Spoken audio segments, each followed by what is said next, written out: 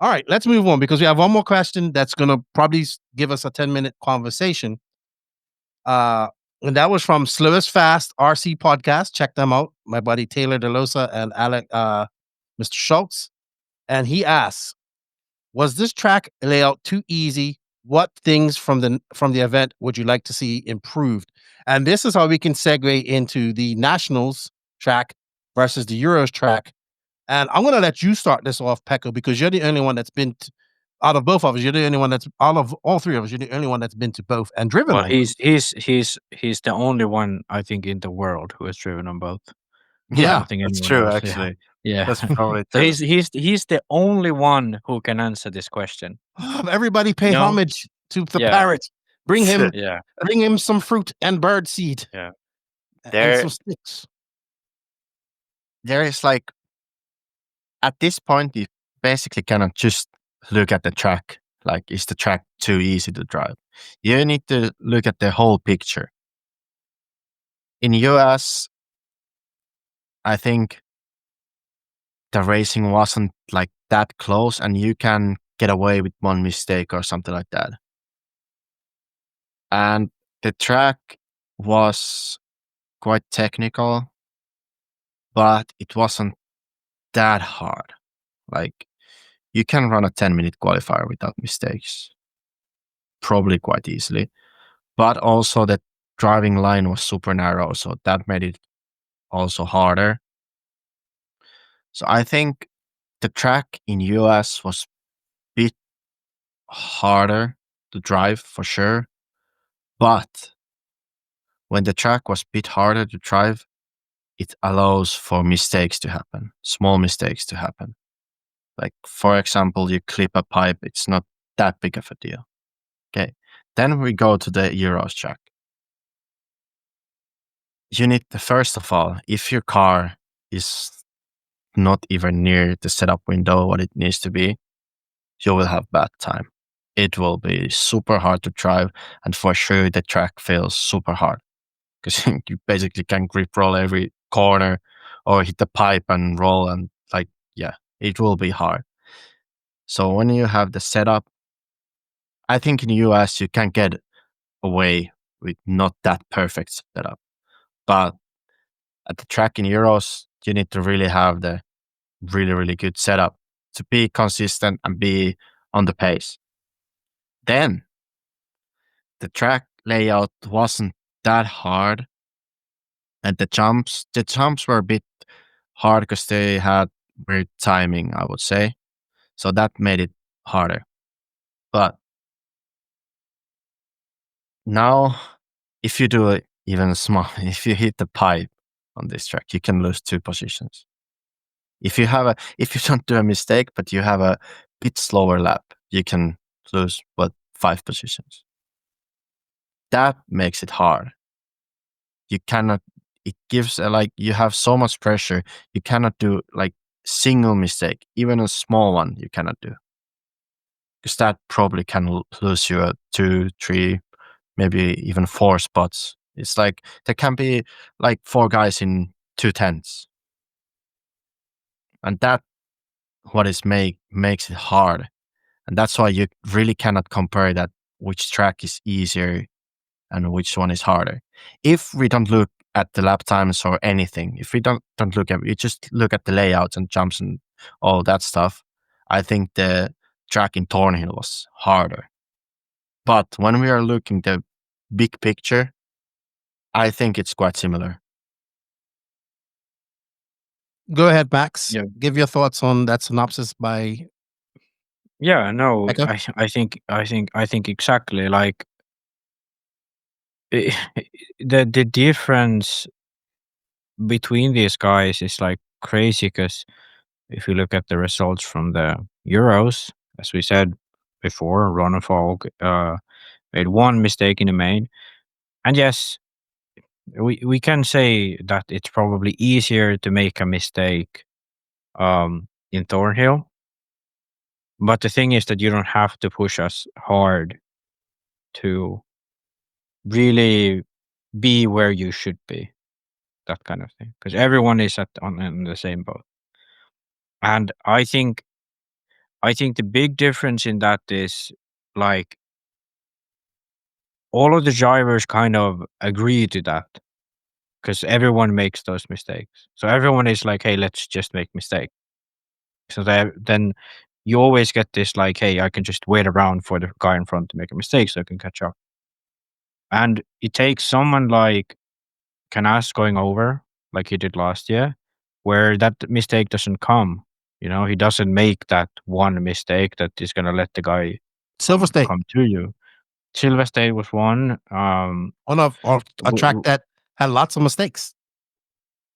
Yeah. But I'm going to sum this up. I know what you're saying. Yeah. But I think people like, sure, yes, it's easy to drive around this track, but to drive around this track fast, that's the tough part. And I think that that's like what people really don't understand, that usually it's more straining and you're more likely to make a mistake when you're driving at your like actual pace on a track like this rather than someone like Thornhill. And that's like the thing that it's hard to explain, but I think that's what makes the difference why Europeans make less mistakes also when it comes to tracks like Thornhill or DNC or whatever. Like they very rarely make a mistake because they're used to driving so that they don't make one, and they have that mindset.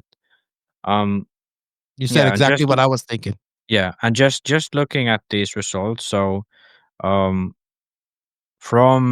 first to 10th, it's 2 laps. 2-lap difference from first to 10th, over 45 minutes. Roarnats, yes, it's 1 hour, but from first to 5th, it's 2 laps.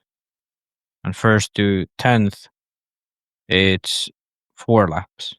Okay, that doesn't happen in 15 minutes, you know?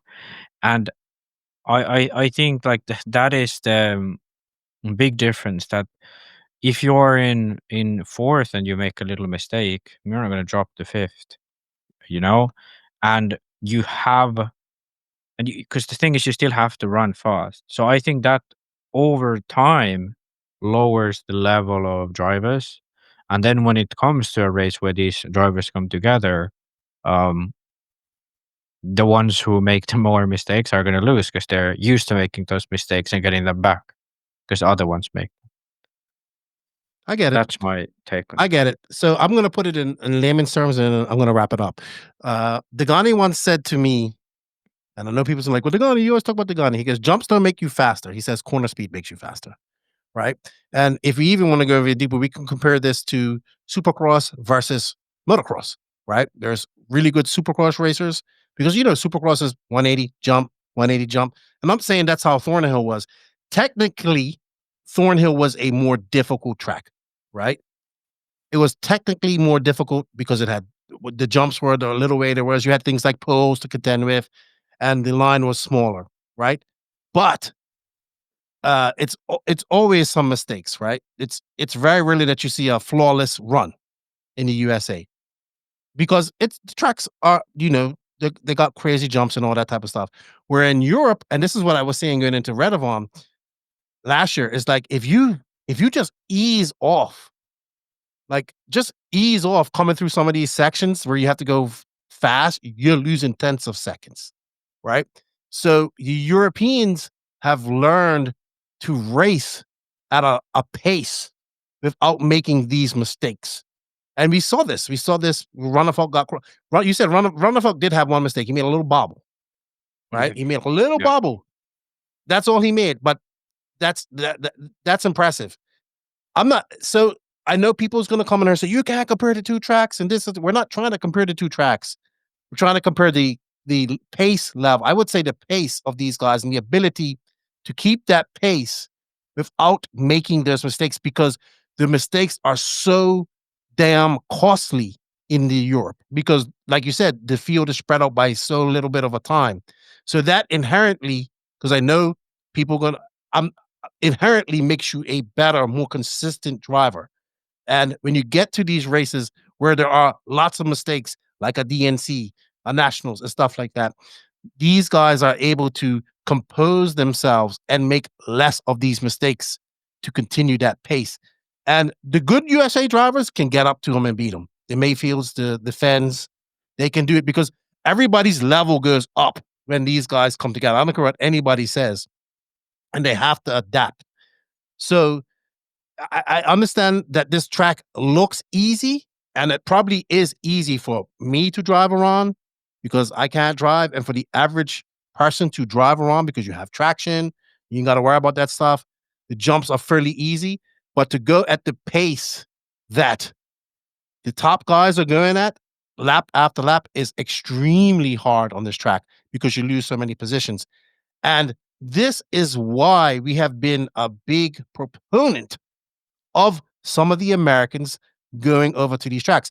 If this track is so easy, right, then Ryan Lutz let's use Montpelier, which is a European style track, right, that has multiple surfaces, that doesn't have big crazy jumps at this time. And when I'm using Ryan Lutz because he's the last person to come over and race on a European style track, not the Worlds. And no offense to Ryan Lutz, he did not make it out of the quarterfinals. He got beat in the finals by Carlos Duras, a fast Portuguese driver, right?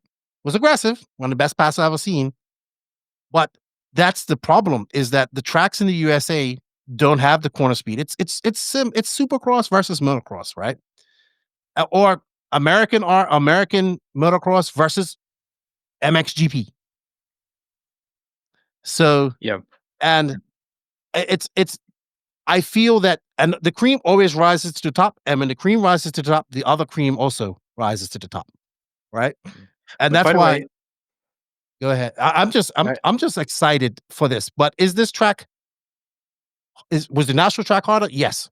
I for one would probably not be able to do a clean lap around nationals.